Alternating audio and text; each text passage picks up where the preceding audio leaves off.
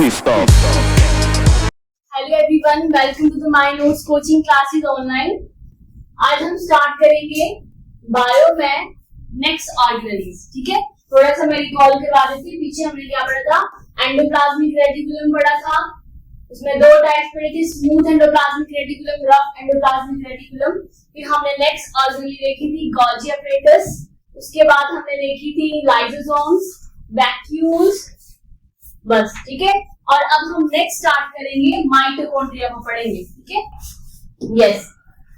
So mitochondria is a singular में इसको mitochondrion बोला जाता है। Unless specifically stain are not easily visible under the microscope. ये बोल रहा है जब तक इसको हम स्टेन नहीं करेंगे किसी डाई के साथ, इसको हम माइक्रोस्कोप के बिना नहीं देख सकते हैं। ठीक है, एंड जब इसको स्टेन करेंगे तभी ये विजिबल होगा।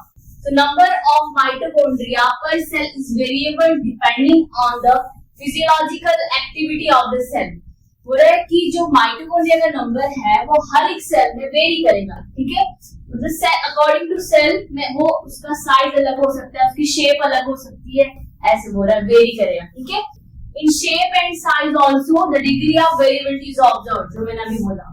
Typically it is sausage shape, जैसे हमारा स्लीपर होता है ना, इसकी शेप उस तरह होती है, सॉसेज शेप, और सिलेंड्रिकल होता है। इसका जो डायमीटर होता है वो 0.2 से 1 माइक्रोमीटर होता है, और एवरेज जो है वो 0.5 माइक्रोमीटर होता है। इसकी लेंथ 1.0 टू 4.1 माइक्रोमीटर होती है। ठीक है, आगे बोल रहा है each mitochondria is double membrane bound structure with outer membrane and the inner membrane dividing its lumen distinctly into two aqueous compartments। बोल रहा है कि जो माइटोकॉन्ड्रिया है उसकी दो मेम्ब्रेन होती हैं। ठीक है, एक आउटर मेम्ब्रेन और इनर मेम्ब्रेन। अब देखो इसके अंदर कुछ कंपार्टमेंटलाइजेशन भी हमें देखने मिलती है। तो जो आउटर कंपार्टमेंट है और इनर कंपार्टमेंट, तो जो इनर कंपार्टमेंट है उसमें कुछ जो होमोजेनियस सब्सटेंस प्रेजेंट होगा उसको हम बोलेंगे मैट्रिक्स। याद रखना है कि इनर कंपार्टमेंट को हम मैट्रिक्स बोलते हैं। The outer membrane form the continuous limiting boundary of the organelles. क्या बोल रही है? देखो मैं स्ट्रक्चर बनाती हूँ माइटोकॉन्ड्रिया का। ये इसकी आउटर मेम्ब्रेन है और ये इसकी इनर मेम्ब्रेन। इसमें हमें इनफोल्डिंग दिखती है। ठीक है, इनफोल्डिंग्स, ये माइटोकॉन्ड्रिया का स्ट्रक्चर। अब देखो ये डबल मेम्ब्रेन बाउंड ऑर्गेनेली यहाँ देख सकते हो आप। ये जो है हमारे पास ये मैट्रिक्स है, और ये जो फोल्डिंग्स है इनको हम बोलते हैं क्रिस्टे। ये इनर मेम्ब्रेन से बने होते हैं। जब इनर मेम्ब्रेन की फोल्डिंग होती है तो उससे क्रिस्टे फॉर्म होते हैं, और जो इनर कंपार्टमेंट होता है ये हमारे पास मैट्रिक्स बनाता है, और ये आउटर कंपार्टमेंट है। और ये हमारे पास जो है इनर मेम्ब्रेन की फोल्डिंग, जो मैंने यहाँ लिखा है क्रिस्टे। ठीक है, अब देखो कहाँ थे? हाँ, outer membrane form the continuous limiting boundary of the organelles and the inner membrane form a number of infolding called cristae, और सिंगुलर में इसको क्रिस्टा बोलते हैं।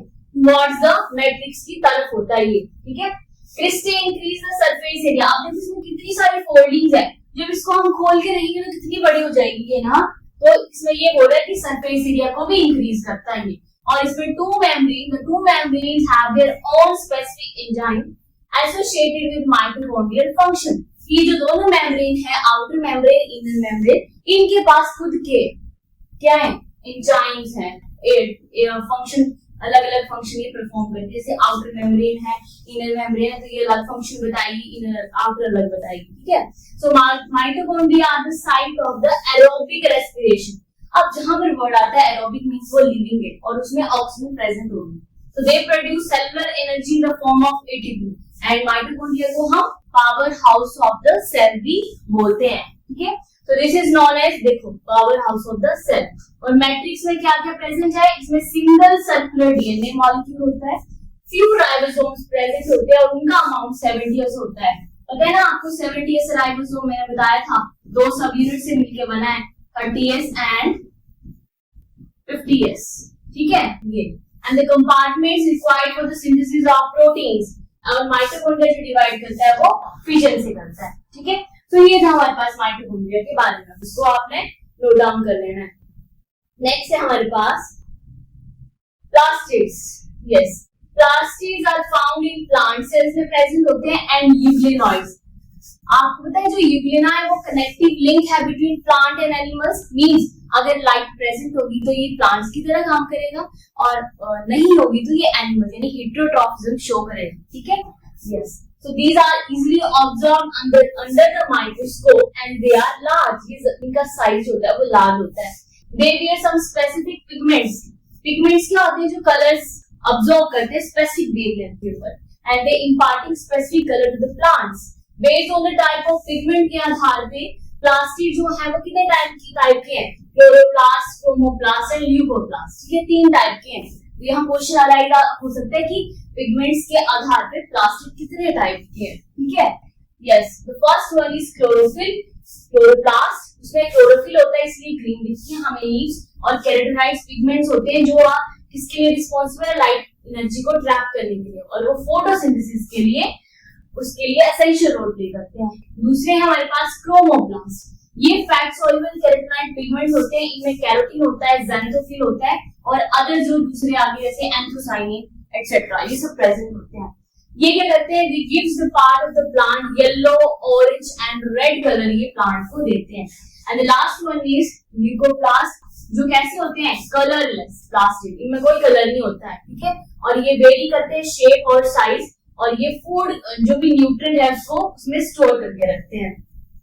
अब ये ल्यूकोप्लास्ट आगे कितने टाइप के हैं? अमाइलोप्लास्ट जो होता है वो कार्बोहाइड्रेट्स, पोटैटो में स्टार्च होता है उसको स्टोर करता है। ठीक है, एलियोप्लास्ट जो है वो ऑयल को स्टोर करते हैं और जो फैट्स को स्टोर करते हैं। एंड लास्ट वन एलियोप्लास्ट, ये हमारे पास प्रोटीन को स्टोर करता है। ठीक है, तो आज हमने देखा माइटोकॉन्ड्रिया, उसकी हमने आउटर मेम्ब्रेन, इनर मेम्ब्रेन के बारे में पढ़ा। फिर फर्दर हमने प्लास्टिड देखे जो प्लांट्स और यूग्लिनॉइड्स में प्रेजेंट होते हैं। उसके पिगमेंट्स के बेस में हमने 3 टाइप के प्लास्टिड पढ़े, that is chloroplast, chromoplast and leucoplast. ठीक है, तो आपने इनको याद कर लेना है। So yes, thank you. This is enough for today. Have a nice day.